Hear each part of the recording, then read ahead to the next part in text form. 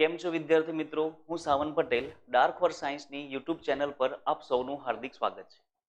તો ધોરણ 11 ની અંદર આપણે થર્ડ ચેપ્ટર તત્વોનું વર્ગીકરણ અને ગુણધર્મોમાં આવર્તિતા આના માટેના આપણે 2 વિડીયો અપલોડ કરી ચૂક્યા છીએ.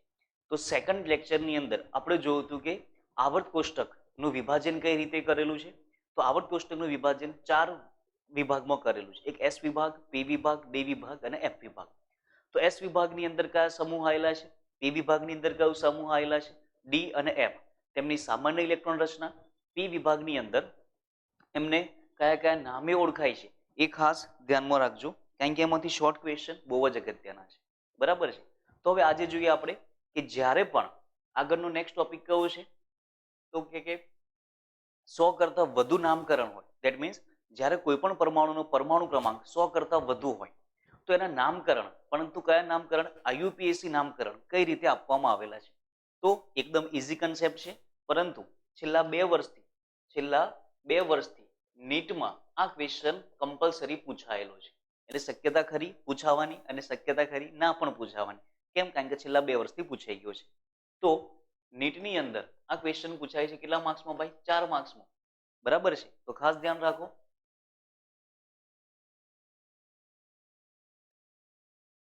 કે જ્યારે કોઈ પણ પરમાણુ છે એનો પરમાણુ ક્રમાંક Z 100 કરતા વધુ હોય તો એનું આઈયુપીએસી નામકરણ કઈ રીતે થશે?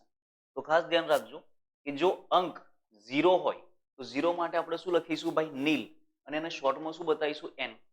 1 હોય તો અન, 2 હોય તો બાય, 3 હોય તો ટ્રાય, 4 હોય તો ક્વાડ. અન ને શોર્ટમાં લખીશું યુ, બાય ને બી, ટ્રાય ને ટી, ક્વાડ ને ક્યુ લખાશે. ક્લિયર છે? નેક્સ્ટ, જો અંદર 5 આવતું હોય તો 5 માટે શું વાપરીશું? પેન્ટ. 6 માટે હેક્સ, 7 માટે સેપ્ટ, 8 માટે ઓક્ટ અને 9 માટે ઇન. પરંતુ એને શોર્ટમાં લખાશે પી, એન, એસ, ઓ અને ઈ વડે. ક્લિયર છે દરેક? તો ઓકે, દાખલા તરીકે મને એક એક્ઝામ્પલ આપી દીધું છે 101. હવે કોઈ પરમાણુ ક્રમાંક છે, કોઈ પરમાણુ છે, એ પરમાણુનો ક્રમાંક Z બરાબર કેટલો? 101 છે. તો આનું આઈયુપીએસી નામકરણ કઈ રીતે થાય? તો આનું આઈયુપીએસી નામકરણ કરવા માટે જે નિયમો આપેલા છે, નિયમો આ પ્રકારના છે. તો યાદ રાખજો, પહેલા 1 છે, 1 માટે શું લખીશું આપણે? અન. ક્લિયર? 0 માટે શું લખાશે? નીલ. 0 માટે શું લખાશે? નીલ. અને ફરી અન છે, 1 છે તો અન. હવે જ્યારે આટલું પૂરું થાય તો પાછળ કયો શબ્દ લગાડવાનો છે? તમારે ઈયમ શબ્દ લગાડવાનો છે. કયો વર્ડ લગાવવાનો છે? ઈયમ. તો અન, નીલ, અન, પછી પાછળ શું લખીશું આપણે? ઈયમ. પછી પાછળ શું લખી દેવાનું છે? ઈયમ. બરાબર છે. તો એક બે એક્ઝામ્પલ જોઈએ આપણે. ટોપિક બહુ સહેલો છે. જો પહેલું 101. 101 માટે શું કર્યું? 1 માટે અન, નીલ, અન, પાછળ શું લગાવી દીધું? ઈયમ. શોર્ટમાં 1 ને શું લખાશે? યુ, નીલ ને એન અને 1 ને પાછું યુ. તો આ રીતે ખાલી નામકરણ પૂછેલા છે, 4 માર્ક્સમાં પૂછાય. 102, અને આપણે સ્કૂલની એક્ઝામની અંદર પણ આ ક્વેશ્ચન પૂછવો હોય તો 1 માર્ક્સની અંદર પૂછી શકાય. 102, 1 માટે અન, નીલ, બાય, ઈયમ. ઓકે, હવે અન, નીલ અને પછી શું આવ્યું ભાઈ? બાય. અને પાછળ શું લગાવવાનું છે આપણે? ઈયમ. તો ફરી આય લખવાની કોઈ જરૂર છે નહીં, ડાયરેક્ટ શું લખી નાખવાનું? અન, નીલ, બાયમ. તો 105, અન, નીલ, પેન્ટ, ઈયમ, અન, નીલ, પેન્ટિયમ, અન, નીલ, પેન્ટિયમ. 103 માટે અન, નીલ, ટ્રાય, ઈયમ. આ આવી ગયો પહેલેથી, તો ફરી લખવાની જરૂર છે નહીં, યુએનટી. એ રીતે 109, આ ખાસ ધ્યાન રાખજો. 109 માં શું થશે? અન, નીલ, 9 માટે શું લખાશે ભાઈ? ઇન, ડબલ એન, પછી ઈયમ. આઈ થિંક આ ક્વેશ્ચન પૂછાયો તો આ વખતે. એની અંદર ઈ ડબલ એન આવશે. ખાસ ધ્યાન રાખજો, શું આવશે? E double N, I U N, અનનીલ, ઇનિયમ. એને શોર્ટમાં શું લખાશે? યુએનઈ. તો આ ક્વેશ્ચન ખાસ ધ્યાન રાખજો. આ આપણે વારંવાર રિપીટ થતો નથી, એટલા માટે ભૂલ પડવાના ચાન્સીસ ખરા. ક્લિયર છે? ઓકે, આ એક નાનો અમથો ટોપિક હતો. મેઇન ચેપ્ટર હવે ચાલુ થાય છે. મેઇન ચેપ્ટર હવે ચાલુ થાય છે. તો જ્યારે પણ તમે આ ચેપ્ટર ભણતા હોય અથવા તો આ વિડીયો જોતા હોય તો કમ્પલસરી આવર્ત કોષ્ટક પેજ નંબર 79 ઉપર જે આવર્ત કોષ્ટક બતાવેલું છે એ આવર્ત કોષ્ટક દરેકે ધ્યાનમાં રાખવું, એ ખોલીને જ બેસજો. તો સૌપ્રથમ ગુણધર્મો. ગુણધર્મોની અંદર આવર્ત કોષ્ટકને એસપીડીએફ વિભાગ ઉપરાંત તત્વોને ધાતુ, અધાતુ અને અર્ધ ધાતુમાં પણ વર્ગીકરણ કરવામાં આવેલા છે. તો તમે ગયો લેક્ચર જોયો હશે તો એની અંદર આપણને ખબર છે કે એસ વિભાગની અંદર કોણ છે ભાઈ આલ્કલી ધાતુ, આલ્કલાઇન અર્ધ ધાતુ. ડી વિભાગની અંદર કોણ છે સંક્રાંતિ ધાતુ. એફ વિભાગની અંદર કોણ છે આંતર સંક્રાંતિ ધાતુ. અને પી વિભાગમાં પણ ધાતુ, અધાતુ અને અર્ધ ધાતુ છે. એનો મતલબ કે મેજોરિટી કેસમાં દરેક વિભાગમાં કયા સમૂહ આવેલા છે ભાઈ ધાતુઓ આવેલા છે. તો આવર્ત કોષ્ટકની અંદર જાણીતા તત્વો પૈકી 78% થી વધુ તો કોણ છે ભાઈ ધાતુ તત્વો છે. જે આવર્ત કોષ્ટકમાં મેજોરિટી કેસમાં કઈ બાજુ છે ભાઈ ડાબી બાજુ છે. જે મેજોરિટી કેસમાં કઈ બાજુ છે ડાબી બાજુ. આ બાજુ કોણ છે પી વિભાગ છે. એ પી વિભાગની અંદર ધાતુ છે. ધાતુ પછી અર્ધ ધાતુ આવશે અને અર્ધ ધાતુ પછી કોણ આવશે ભાઈ અધાતુ આવશે. ક્લિયર? તો મેજોરિટી કેસમાં ધાતુઓ આવર્ત કોષ્ટકમાં ડાબી બાજુએ છે. હવે ધાતુઓ સામાન્ય રીતે કયા સ્વરૂપે હોય ભાઈ ઓરડાના તાપમાને ઘન સ્વરૂપમાં હોય છે આપણને ખબર છે. પરંતુ અપવાદ કોણ છે એક પારો. અપવાદ તરીકે કોણ છે પારો. પારો ધાતુ છે પરંતુ રૂમ તાપમાને એ કયા સ્વરૂપે છે ભાઈ પ્રવાહી સ્વરૂપે છે જે દરેકે જોયેલું છે. પછી બીજું ગેલિયમ અને સીઝિયમના ગલન બિંદુ ખૂબ જ નીચા હોય છે. આપણને ખબર છે કે ધાતુ હોય તેમના ગલન બિંદુ ઉત્કલન બિંદુ કેવા હોય ભાઈ ઊંચા. પરંતુ ગેલિયમ સીઝિયમ એક એવું છે કે એમના ગલન બિંદુ કેવા છે નીચા છે. ક્લિયર દરેકને? આ પણ અપવાદ તરીકે એમસીક્યુમાં પૂછાઈ શકે તો ખાસ ધ્યાન રાખજો. શરૂઆતમાં જે થિયોરિટિકલ કન્સેપ્ટ છે એ દરેકે લખશો, વારંવાર વાંચશો તો ઇઝીલી યાદ રહી જશે. સામાન્ય રીતે ધાતુના ગલન બિંદુ કેવા હોય ભાઈ ઊંચા. આ તો આપણને ખબર જ છે. ઉત્કલન બિંદુ કેવા હોય ઊંચા. ધાતુઓ વિદ્યુત અને ઉષ્માના કેવા હોય ભાઈ સુવાહક હોય છે. આટલું ક્લિયર? બીજું અધાતુઓ આવર્ત કોષ્ટકમાં જમણી બાજુએ ઉપરની તરફ. અધાતુઓ આવર્ત કોષ્ટક આ રીતનું છે. આવર્ત કોષ્ટકમાં ડાબી બાજુ કહેવાય અને જમણી બાજુ કહેવાય. તો અધાતુઓ જમણી બાજુ છે અને એ પણ કઈ બાજુ છે ભાઈ આવર્ત કોષ્ટકમાં જમણી બાજુ અને પણ ઉપરની બાજુમાં કોણ આવેલું છે અધાતુઓ આવેલું છે. ક્લિયર છે દરેકને? નેક્સ્ટ પોઈન્ટ છે કે સમૂહમાં ઉપરથી નીચે તરફ જતા ધાત્વીય ગુણધર્મમાં ધાત્વીય ગુણધર્મમાં શું થાય છે વધારો થાય છે. ત્યારે આવર્તમાં ડાબી બાજુથી જમણી બાજુ તરફ જતા ધાત્વીય ગુણધર્મ કેવો થાય ભાઈ વધે. દાખલા તરીકે આવર્ત કોષ્ટક છે તો આવર્ત કોષ્ટકમાં દાખલા તરીકે આ બાજુ કોણ છે ભાઈ lithium, beryllium, boron, carbon, nitrogen, oxygen.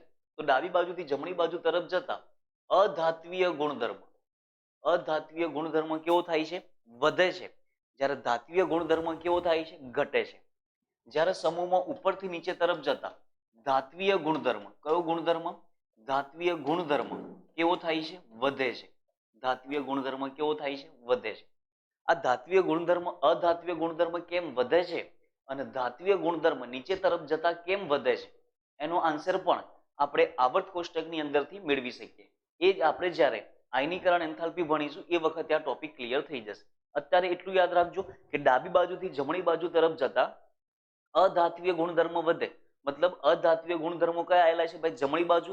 તો આ બાજુ અધાત્વીય અને આ બાજુ ધાત્વીય.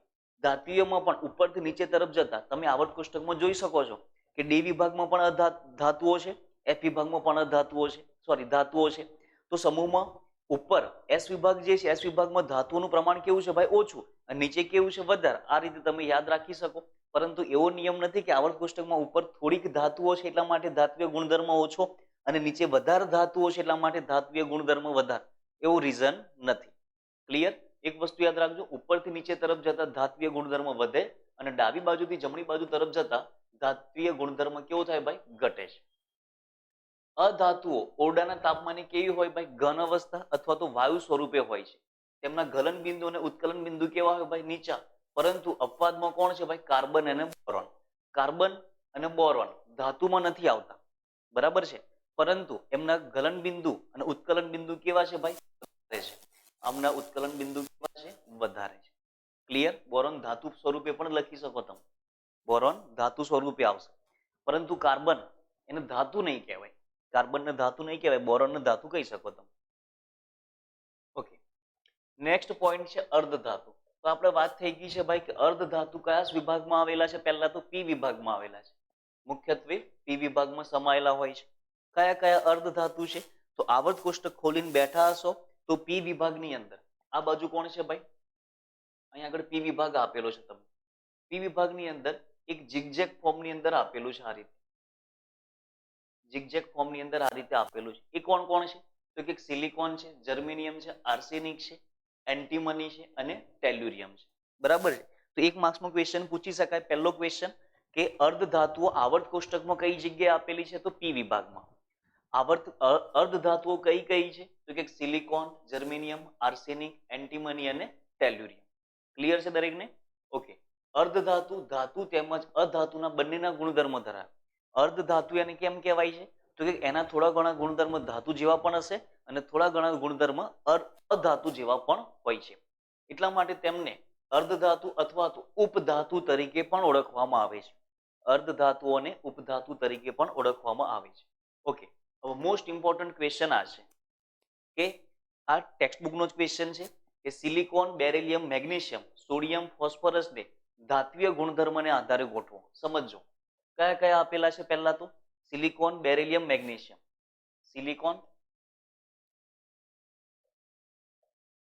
સિલિકોન, બેરિલિયમ, મેગ્નેશિયમ, ફોસ્ફરસ અને સોડિયમ. આટલું આપેલું છે. સિલિકોન, બેરિલિયમ, મેગ્નેશિયમ, સોડિયમ, ફોસ્ફરસને ધાત્વિય ગુણધર્મને આધારે ગોઠવો. તો તમને આવર્ત કોષ્ટક તમારી જોડે હશે. તો આવર્ત કોષ્ટકની અંદર જુઓ ભાઈ, બેરિલિયમ આ બાજુ છે, તેની એક્ઝેક્ટ નીચે કોણ છે? મેગ્નેશિયમ. મેગ્નેશિયમની આગળ કોણ છે? સોડિયમ. ઓકે. આ બાજુ કોણ છે?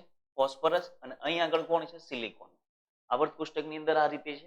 હવે જ આપણે વાત કરી ધાત્વિય ગુણધર્મને આધારે ગોઠવો.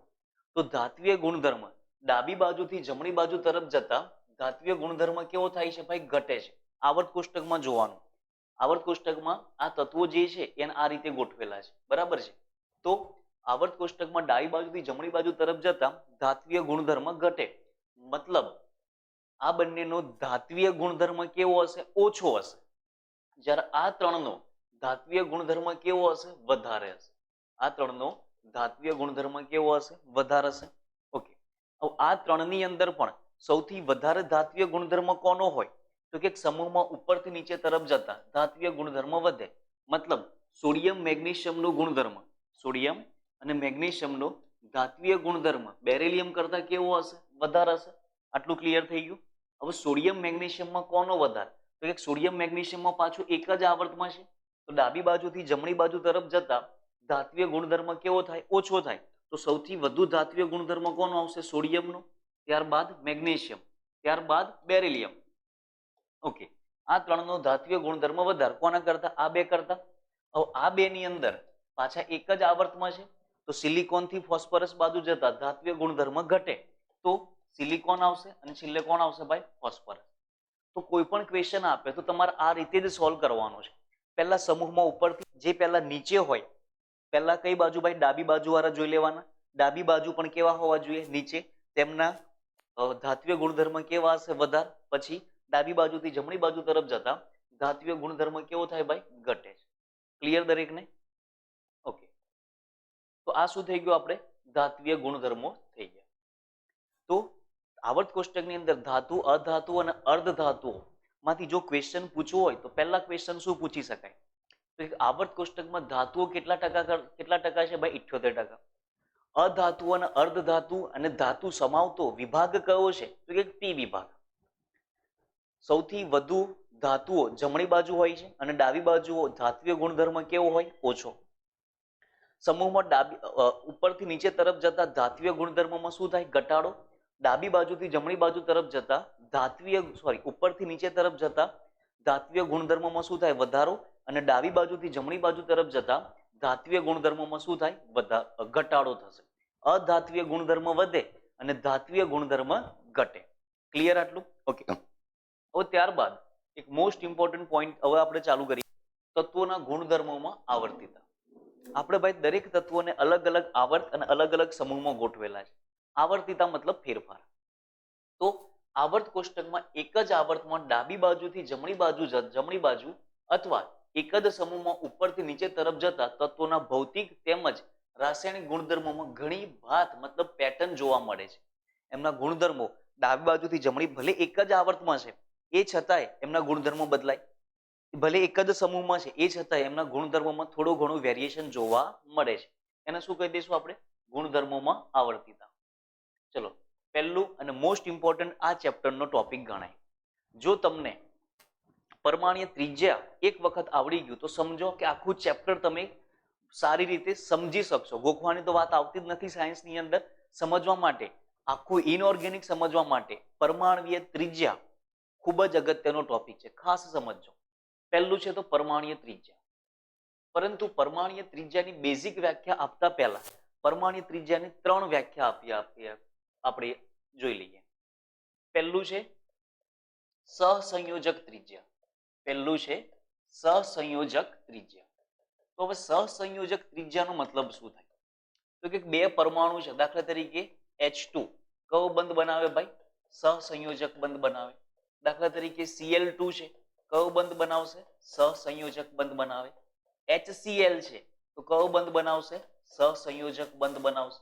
આવા કોઈ પણ સહસંયોજક બંધ તમે લઈ શકો.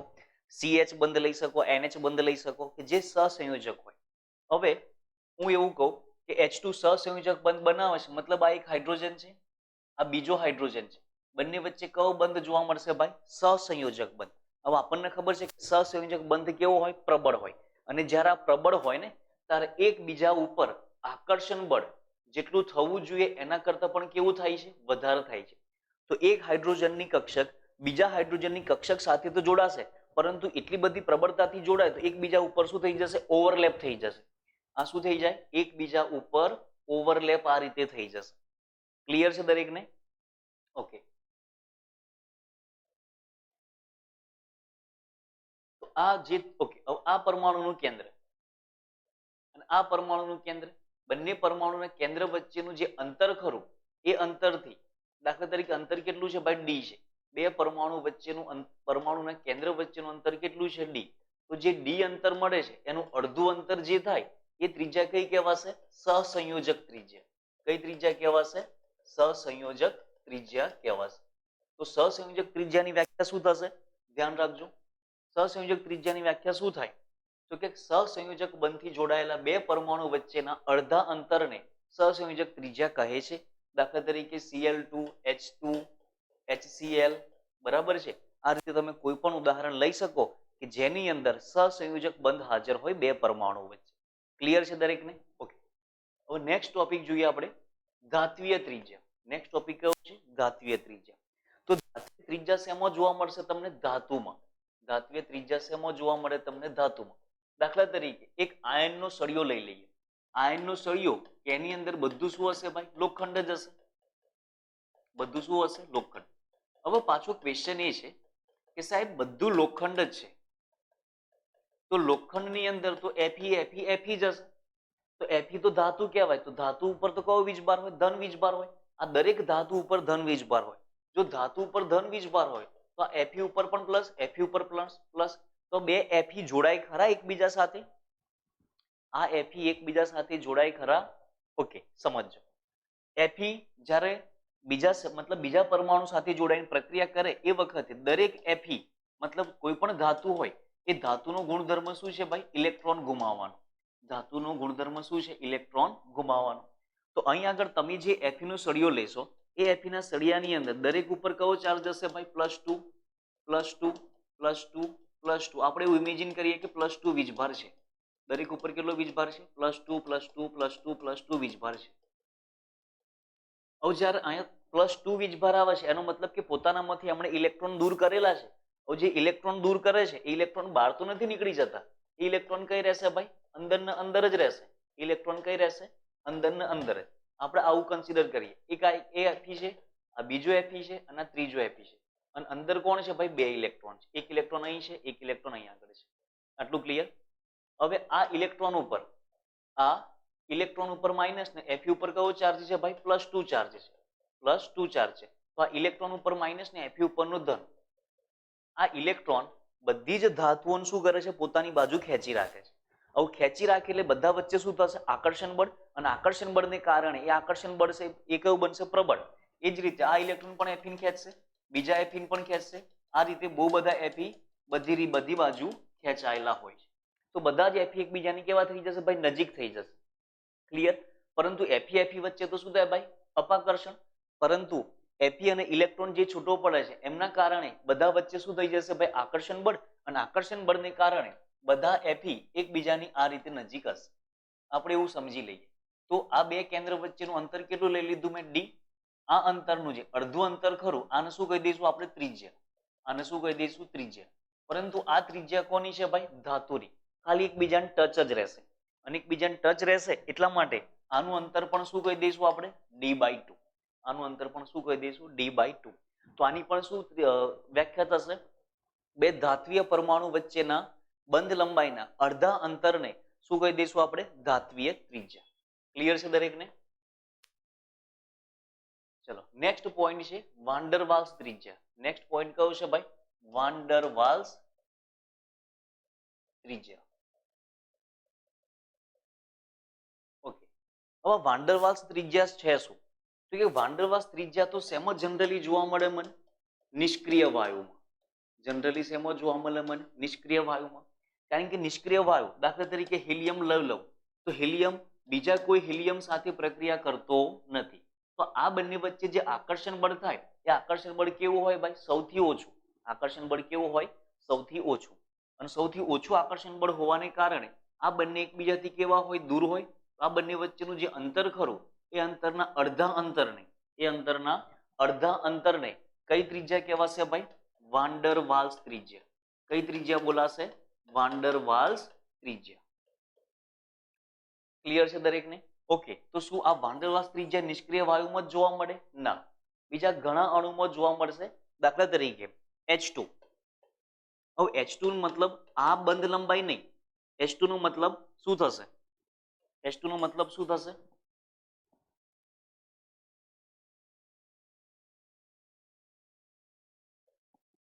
દાખલા તરીકે હું બીકરની અંદર H2 ભરી દઉં છું તો અંદર H2 કેટલા હશે ભાઈ બહુ બધા H2 ભરેલા હશે. પરંતુ આ એક H2 અણુ થઈ ગયું, આ બીજો H2 અણુ થઈ ગયો, આ ત્રીજો H2 અણુ થઈ ગયો. H2 બીજા H2 થી કેવો હશે ભાઈ અલગ જ હશે. કારણ કે H2 માં જો આ બે વચ્ચે તમે નક્કી કરવા જાઓ તો આ બે વચ્ચે તો કઈ ત્રિજ્યા મળશે આપણને સહસંયોજક ત્રિજ્યા. અહીંયા પણ સહસંયોજક ત્રિજ્યા, અહીંયા પણ સહસંયોજક ત્રિજ્યા. પરંતુ H2 ના એક અણુ અને આ અણુ વચ્ચેનું જે અંતર ખરું એ અંતરના અડધા અંતર જે મળશે, આ જે અંતર મળશે એ અંતર કયું કહેવાશે ભાઈ અડધું અંતર એટલે કે વાન ડર વાલ્સ ત્રિજ્યા. ક્લિયર દરેકને? તો જુઓ કે વાન ડર વાલ્સ આકર્ષણ બળ નિર્બળ આકર્ષણ બળ છે જે ઉમદા વાયુમાં જોવા મળે. ઉમદા વાયુ મતલબ નિષ્ક્રિય વાયુમાં. જે વાયુઓ એકબીજાથી વધુ અંતરે ગોઠવાયેલા હોય છે તેમની ત્રિજ્યાનું મૂલ્ય કેવું હોય છે ભાઈ વધારે હોય છે. એમની ત્રિજ્યાનું મૂલ્ય કેવું હોય છે વધારે હોય છે. એટલા માટે આમાંથી એક મોસ્ટ ઇમ્પોર્ટન્ટ ક્વેશ્ચન પૂછાય છે દર વખતે અને બહુ જ ઇમ્પોર્ટન્ટ છે. એક વખત નીટ અને JEE માં પણ આ ક્વેશ્ચન પૂછાઈ ગયો છે કે નીચેના ત્રિજ્યાને ચડતા ક્રમમાં ગોઠવો. મતલબ કોની ત્રિજ્યા વધારે કોની ત્રિજ્યા ઓછી. હવે તમે જોયું આ કઈ ત્રિજ્યા છે ભાઈ? આ ત્રિજ્યા છે એ કઈ ત્રિજ્યા છે? વાન ડર વાલ્સ ત્રિજ્યા. આ જે ત્રિજ્યા છે એ કઈ ત્રિજ્યા છે? એક્ઝેક્ટ ધાત્વિય ત્રિજ્યા. જ્યારે સહસંયોજક ત્રિજ્યાની અંદર તો એકબીજાથી કેવા આવી જશે નજીક આવી જશે. તો કઈ ત્રિજ્યા વધારે દેખાય તમને? વાન ડર વાલ્સ ત્રિજ્યા, ત્યારબાદ ધાત્વિય ત્રિજ્યા અને સૌથી ઓછી ત્રિજ્યા શેમાં જોવા મળશે તમને? સહસંયોજક બંધમાં જોવા મળે. તો વાન ડર વાલ્સ ત્રિજ્યા, ધાત્વિય ત્રિજ્યા અને સહસંયોજક ત્રિજ્યા. ક્લિયર છે દરેકને? હવે પરમાણુ ત્રિજ્યાની આમ જોવા જાઓ તો વ્યાખ્યા આપી હોય તો શું અપાય? દાખલા તરીકે આ પરમાણુ છે,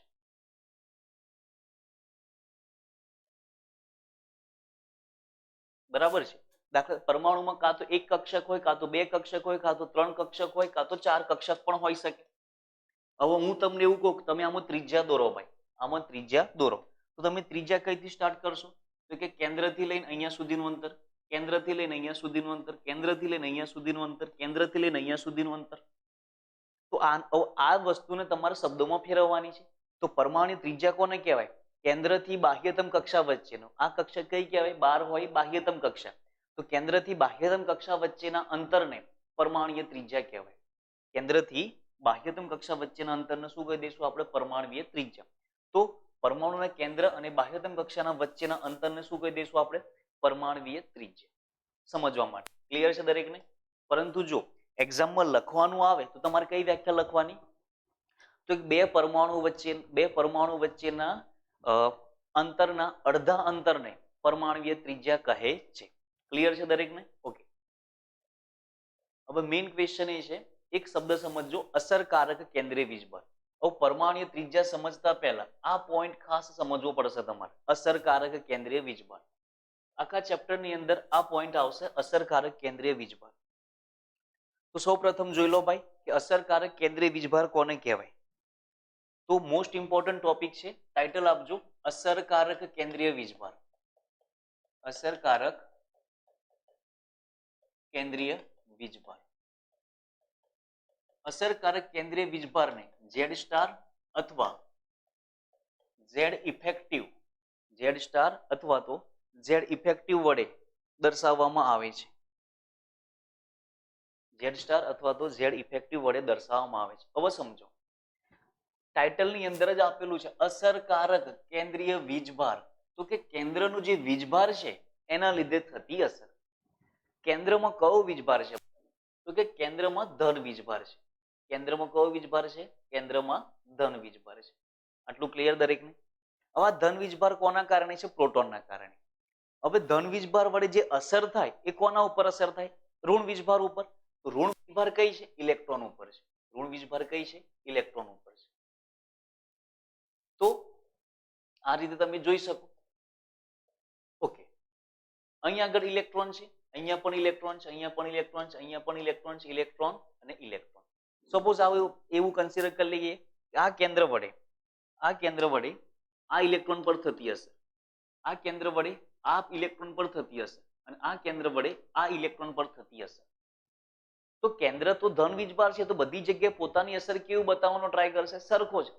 પરંતુ તમે જુઓ છો કે આ બંને વચ્ચેનું અંતર કેવું છે? ઓછું. આ અંતર કેવું થાય છે? વધે છે. આ અંતર કેવું થાય છે? વધે છે. હવે આપણે રોજિંદા જીવનમાં પણ ખબર છે કે જે માણસ આપણી જોડે દરરોજ રહેતો હશે એની જોડે આપણો સંબંધ કેવો હશે ભાઈ? વધારે મજબૂત. અને જે માણસ આપણને થોડાક સમય અથવા તો વર્ષે 2 વર્ષે મળતો હશે એની જોડે આપણો સંબંધ કેવો હશે? ઓછો. મતલબ કે આ કેન્દ્રનો આ બાહ્યતમ કક્ષામાં રહેલા ઇલેક્ટ્રોન પર કેન્દ્ર વડે થતી અસર કેવી હશે? ઓછી હશે. જ્યારે આ બાજુ બાહ્યતમ કક્ષામાં રહેલા ઇલેક્ટ્રોન પર થતી અસર કેવી હશે? આની કે અસર કેવી હશે? વધારે હશે. મતલબ આ કેસમાં અસરકારક કેન્દ્રીય વીજભાર, આ કેસમાં અસરકારક કેન્દ્રીય વીજભાર મતલબ કે કેન્દ્ર વડે લાગતી અસર કેવી હશે? આમાં વધારે હશે. જ્યારે આમાં અસરકારક કેન્દ્રીય વીજભાર કેવો હશે? ઓછો હશે. કેમ? તો કે કેન્દ્રથી ઇલેક્ટ્રોન વચ્ચેનું અંતર કેવું છે ભાઈ? વધારે છે. આટલું ક્લિયર? તો આ અસરને કઈ અસર કહેવાશે? અસરકારક કેન્દ્રીય વીજભાર. પરંતુ હવે ક્વેશ્ચન થાય કે સાહેબ આ ઇલેક્ટ્રોન જ છે, તો આ ઇલેક્ટ્રોન અને આ પણ કેન્દ્ર જોડે કયો ચાર્જ છે ભાઈ? પ્લસ. ઇલેક્ટ્રોન જોડે કયો ચાર્જ છે? માઇનસ. તો આ પ્લસ અને માઇનસ વડે તો આકર્ષણ તો થવું જ જોઈએ. પરંતુ યાદ રાખજો કે આ કેન્દ્ર જ્યારે આ ઇલેક્ટ્રોન ઉપર અસર બતાવવા જાય છે એ પહેલા આ કેન્દ્રની આ ઇલેક્ટ્રોન ઉપર બી અસર થશે, આ કેન્દ્રની આ ઇલેક્ટ્રોન ઉપર બી અસર થશે. એના કારણે આ કેન્દ્ર વડે આ ઇલેક્ટ્રોન ઉપર લાગતી અસર ધીમે ધીમે કેવી થશે? ઓછી થશે. તો સૌથી વધારે અસર કઈ જગ્યાએ હોય ભાઈ? નજીકના ઇલેક્ટ્રોન, ત્યારબાદ એનાથી દૂર અને ત્યારબાદ એનાથી દૂર. એનો મતલબ કે જેમ જેમ ઇલેક્ટ્રોન કેન્દ્રથી દૂર જાય એમ અસરકારક કેન્દ્રીય વીજભાર કેવો થાય? ઘટે. અને જો ઇલેક્ટ્રોન નજીક હશે તો અસરકારક કેન્દ્રીય વીજભાર કેવો થઈ જશે? વધી જશે. ક્લિયર છે દરેકને આટલા સુધી? ઓકે. તો હવે મેઇન વસ્તુ જોઈ લો કે પરમાણુના કેન્દ્રમાં રહેલા ધન વીજભારિત પ્રોટોન વડે પરમાણુની બાહ્યતમ કક્ષામાં રહેલા ઇલેક્ટ્રોન પર લાગતી અસરને અસરકારક કેન્દ્રીય વીજભાર કહે છે. આ સૂત્ર તમારે યાદ રાખવાની જરૂર નથી, પરંતુ આ સૂત્ર ખાલી એક જોઈ લેજો કે ઝેડ ઇફેક્ટિવ બરાબર ઝેડ અને એસ. જ્યાં ઝેડ શું છે ભાઈ? કેન્દ્ર ઉપરનો વીજભાર. અને એસ શું છે? તો કે શિલ્ડિંગ અસર. એસ શું છે? શિલ્ડિંગ અસર. એ શિલ્ડિંગ અસર શું છે એ આપણે નેક્સ્ટ સ્લાઇડની અંદર જોઈ લઈએ. તો કેન્દ્રીય વીજભાર ક્યારે વધે ઇલેક્ટ્રોન ઉપર? કેન્દ્રની નજીક હોય તો. કેન્દ્રથી દૂર અસરકારક કેન્દ્રીય વીજભાર ઓછો. ક્લિયર છે દરેકને? ઓકે. નેક્સ્ટ ટોપિક જોઈએ આપણે. નોંધ, આવર્તમાં ડાબી બાજુથી જમણી બાજુ તરફ જતા અસરકારક કેન્દ્રીય વીજભાર વધે છે. ડાબી બાજુથી જમણી બાજુ તરફ જતા એટલે કે આવર્ત કોષ્ટકમાં ડાબી બાજુથી જમણી બાજુ તરફ જતા અસરકારક કેન્દ્રીય વીજભાર કેવો થાય છે ભાઈ? વધે છે. અને ઉપરથી નીચે તરફ જતા અસરકારક કેન્દ્રીય વીજભાર કેવો થાય છે? ઘટે છે. આટલું ક્લિયર દરેકને? ઘણી બુકની અંદર એવું લખેલું છે કે ડાબી બાજુથી જમણી બાજુ તરફ જતા અસરકારક કેન્દ્રીય વીજભાર કેવો રહેશે ભાઈ? અચળ રહે છે. પણ એ અચળ ફેરફાર તો થશે ભાઈ, પણ માઇનોર ફેરફાર થાય છે. આપણે તો શું કન્સિડર કરવાનું છે કે ડાબી બાજુથી જમણી બાજુ તરફ જતા અસરકારક કેન્દ્રીય વીજભાર કેવો થાય? વધે. અને ઉપરથી નીચે તરફ જતા અસરકારક કેન્દ્રીય વીજભાર કેવો થાય છે? ઘટે છે. આટલું કન્સિડર કરવાનું છે. ક્લિયર દરેકને? તો સમૂહમાં ઉપરથી નીચે તરફ જતા અસરકારક કેન્દ્રીય વીજભાર ઘટે છે. ક્લિયર દરેકને? ઓકે, આ પોઈન્ટ ખાસ ધ્યાનમાં રાખજો. ત્યારબાદ છે શિલ્ડિંગ અસર. મેં તમને કહ્યું હતું કે હું તમને શિલ્ડિંગ અસર વિશે સમજાવીશ. શિલ્ડિંગ અસરનો મતલબ શું થાય તો ખાસ ધ્યાન રાખજો. શિલ્ડિંગ અસર એટલે ગુજરાતીમાં કહેવાય કવચ. શિલ્ડિંગ અસર. શિલ્ડિંગ અસર તો શિલ્ડિંગનો મતલબ થાય પ્રોટેક્ટ. શિલ્ડિંગનો મતલબ થાય પ્રોટેક્ટ અને પ્રોટેક્ટ મતલબ કવચ. પ્રોટેક્ટ મતલબ કવચ. સમજો પ્રોટેક્ટ કોને કરવાનું છે અને કોણ પ્રોટેક્ટ કરશે? તો કે ભાઈ આ કેન્દ્ર છે, આ ઇલેક્ટ્રોન છે, આ કેન્દ્ર છે અને આ ઇલેક્ટ્રોન છે. ઓકે, હવે આ ઇલેક્ટ્રોન છે બાહ્યતમ કક્ષામાં, અહીંયા આગળ એક ઇલેક્ટ્રોન છે, અહીંયા આગળ ઇલેક્ટ્રોન હશે ને અહીંયા આગળ ઇલેક્ટ્રોન હશે. સમજો હવે આ ઇલેક્ટ્રોન કેન્દ્ર બાજુ ખેંચાવવા પ્રયત્ન કરે કારણ કે ઇલેક્ટ્રોન જોડે માઇનસ ચાર્જ ને કેન્દ્ર જોડે પ્લસ ચાર્જ. એ જ રીતે આ ઇલેક્ટ્રોન પણ કેન્દ્ર બાજુ ખેંચાવવા પ્રયત્ન કરે. કેમ? કારણ કે ઇલેક્ટ્રોન જોડે માઇનસ ચાર્જ અને કેન્દ્ર જોડે પ્લસ ચાર્જ. અસરકારક કેન્દ્રીય વીજભારથી ઊંધું સમજો. છે તો એની એ જ વસ્તુ, પરંતુ ઊંધું સમજો કે ભાઈ ઇલેક્ટ્રોન જોડે માઇનસ છે અને કેન્દ્ર જોડે પ્લસ છે, તો ઇલેક્ટ્રોન કેન્દ્ર પ્રત્યે આકર્ષિત થવા જાય છે. સમજો અહીં આગળ કોણ છે ભાઈ? કેન્દ્ર. અને અહીં આગળ કોણ છે? પહેલી કક્ષામાં એવું માની લો કે 2 ઇલેક્ટ્રોન છે. ત્યારબાદ બીજી કક્ષા છે, આ બીજી કક્ષામાં 1 ઇલેક્ટ્રોન છે એવું આપણે વિચારીએ. તો આ ઇલેક્ટ્રોન કેન્દ્ર બાજુ આકર્ષિત થવા જાય છે. જ્યારે કેન્દ્ર બાજુ આકર્ષિત થવા જાય ત્યારે આ ઇલેક્ટ્રોન અહીં આગળ ફરતા હશે. આ ઇલેક્ટ્રોન ફરતા હોય તો આ ઇલેક્ટ્રોન ઉપર કયો ચાર્જ છે ભાઈ? માઇનસ ચાર્જ છે. કયો ચાર્જ છે? માઇનસ. અને જે બહારથી આવવાનો છે એની જોડે પણ કયો ચાર્જ છે? માઇનસ. તો માઇનસ ચાર્જ જ્યારે આની નજીક આવશે તો માઇનસ માઇનસ વચ્ચે શું થશે ભાઈ? અપાકર્ષણ. અપાકર્ષણને કારણે આ ઇલેક્ટ્રોન બહારથી જે ઇલેક્ટ્રોન આવતા હશે એમને અંદર કેન્દ્ર પ્રત્યે આકર્ષિત થવા દેશે નહીં. આ અસરને કઈ અસર કહેવાય? ઓકે, હવે કેન્દ્ર પ્રત્યે આકર્ષિત ના થવા દે. કેમ? તો કે આ ઇલેક્ટ્રોન જોડે માઇનસ ચાર્જ છે. ઓકે, હવે કેન્દ્ર પ્રત્યે આકર્ષિત નથી થવા દેતા તો આ કેન્દ્ર ઉપર શું કર્યું? એમણે કેન્દ્રને રક્ષણ આપ્યું, પ્રોટેક્ટ કર્યું. કોણે પ્રોટેક્ટ કર્યું? આ ઇલેક્ટ્રોને. આટલું ક્લિયર? ઓકે, હવે બીજી બાજુ સમજો કે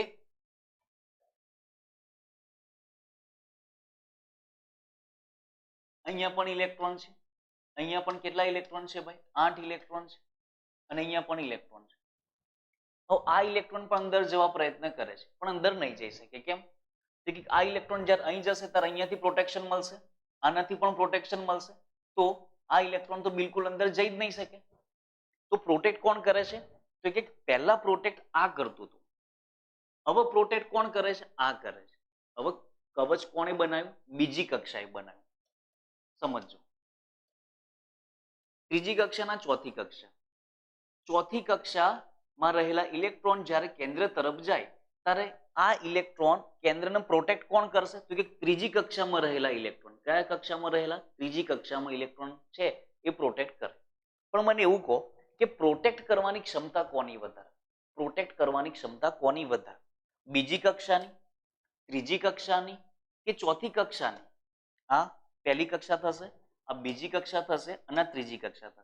પહેલું તો એટલું યાદ રાખો કે પ્રોટેક્ટ મતલબ આંતરિક કક્ષા જે ખરી એ બાહ્યતમ કક્ષાના ઇલેક્ટ્રોનને અંદર આવવા દેતી નથી. આટલું ક્લિયર? ઓકે, હવે સમજો કે આ એસ કક્ષક છે. કઈ કક્ષક છે? એસ.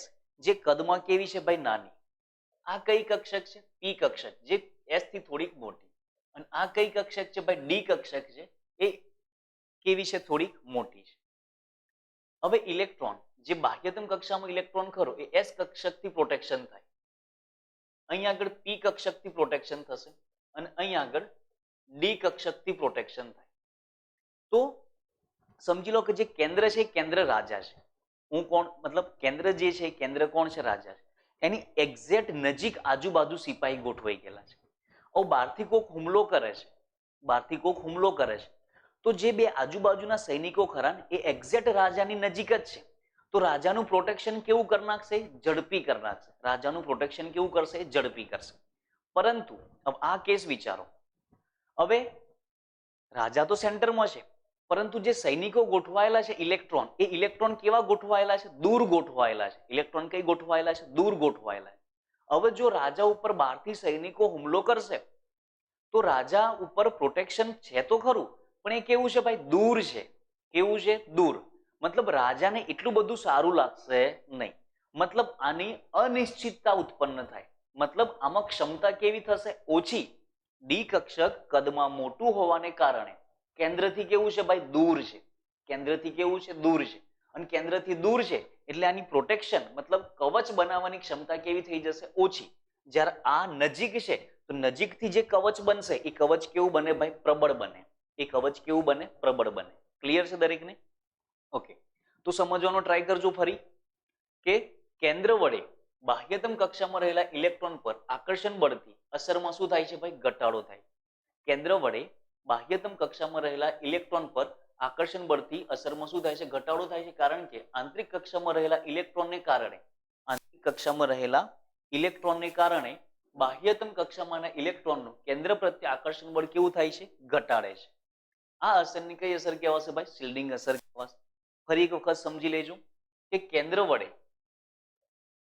વડે બાહ્યતમ કક્ષામાં રહેલા ઇલેક્ટ્રોન પર આકર્ષણ બળ કેવું થાય છે? ઓછું થાય છે. આકર્ષણ બળ કેવું થાય છે? ઓછું. કેમ? કારણ કે વચ્ચે કોણ આવી ગયું ભાઈ? આ ઇલેક્ટ્રોન આવી ગયા. તો આંતરિક કક્ષામાં રહેલા ઇલેક્ટ્રોનને કારણે બાહ્યતમ કક્ષામાં રહેલા ઇલેક્ટ્રોન ઉપર જે અસર થશે એ અસર કેવી થશે? ઓછી અસર થાય. ક્લિયર છે દરેકને? અને આ અસર ઓછી થાય છે એ કોના લીધે થાય છે? આના લીધે. તો આના લીધે થતી અસરને કઈ અસર કહીશું આપણે? શિલ્ડિંગ અસર કહીશું. અને કઈ અસર કહી દઈશું આપણે? શિલ્ડિંગ અસર. તો શિલ્ડિંગ અસર કોની વધારે છે? એસ, ત્યારબાદ પી, ત્યારબાદ ડી, અને છેલ્લે કોની વધારે? સૌથી ઓછી કોની હશે?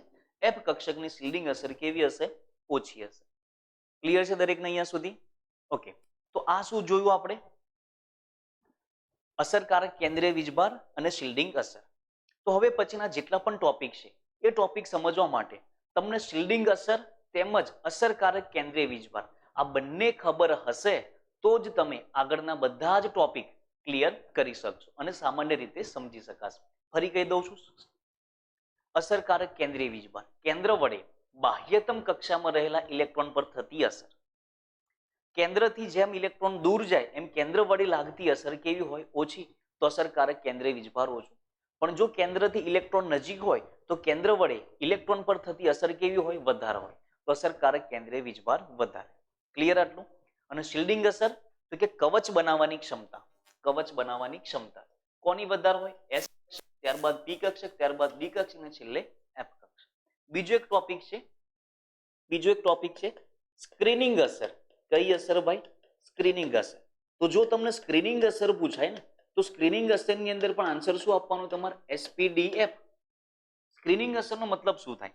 સ્ક્રીનિંગ અસરનો મતલબ તમારે જો સામાન્ય રીતે સમજવો હોય તો આ કઈ કક્ષક છે ભાઈ? એસપીડી. સ્ક્રીનિંગ મતલબ સ્કેન થવું. સ્ક્રીનિંગ મતલબ સ્કેન થવું. કોના પ્રત્યે? કેન્દ્ર પ્રત્યે. તો આ કેન્દ્ર પ્રત્યે થાય પી અને ડી. તો કોણ ઝડપથી કેન્દ્ર પ્રત્યે આકર્ષિત થાય? એસ, પછી પી, પછી ડી. કેમ? એસ કેન્દ્રથી કેવું છે ભાઈ? નજીક છે. ક્લિયર? તો સ્ક્રીનિંગ અસરનો પણ આન્સર શું આવશે ભાઈ? એસપીડી. તો આવતા બાકીના બધા ગુણધર્મો સમજવા માટે તમારે કમ્પલસરી અસરકારક કેન્દ્રીય વીજભાર અને શિલ્ડિંગ અસર સમજવું જ પડે. તો જો આટલો ટોપિક તમને ક્લિયર થઈ જાય તો આપણે આવતા લેક્ચરની અંદર બધા જ ગુણધર્મો વિશે આપણે માહિતી મેળવીશું. તો મળીએ આપણે નેક્સ્ટ લેક્ચરની અંદર. ત્યાં સુધી દરેક વિદ્યાર્થી મિત્રોને મારા જય હિન્દ, જય ભારત.